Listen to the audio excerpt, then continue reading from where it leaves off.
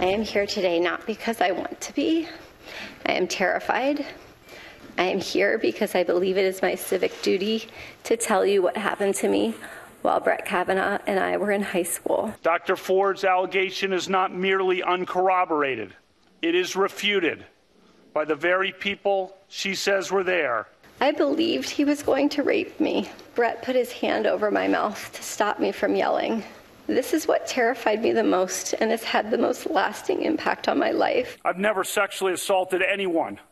Not in high school, not in college, not ever. Reaction pouring into compelling testimony today from U.S. Supreme Court nominee Brett Kavanaugh and Blasey Ford, the woman accusing him of sexual assault when they were both in high school.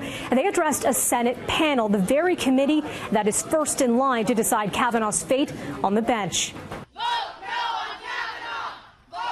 Demonstrators taking to the streets of Washington, D.C. today showing their support for Ford.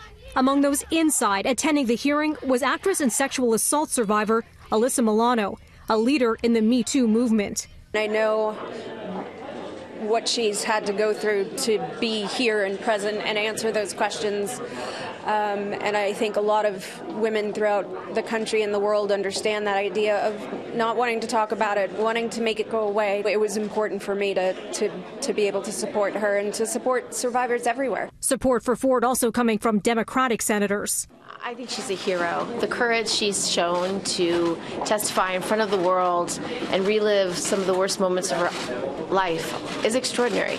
I don't know how any of my Republican colleagues could, after hearing her tell her story, could not only not believe her, but could possibly vote for Brett Kavanaugh. Kavanaugh, of course, is Donald Trump's pick for the U.S. Supreme Court. The U.S. president said to have been watching today's hearing closely, and he's fiercely defended Kavanaugh in recent weeks. Trump's son, Don Jr., also following along, weighing in with criticism of Ford on Twitter, with posts like this one saying, "I'm no psychology professor, but it does seem weird to me that someone could have a selective fear of flying. Can't do it to testify, but for vacation, well, it's not a problem at all." The tweet is in reference to testimony from Ford when asked by the sex crimes prosecutor brought in by Republicans about her anxiety. May I ask, Dr. Ford, how did you get to Washington? In an airplane. It's been reported by the press that you would not submit to an interview with the committee because of your fear of flying. Is that true? Well, I was hoping that they would come to me, but then realized that was an unrealistic request.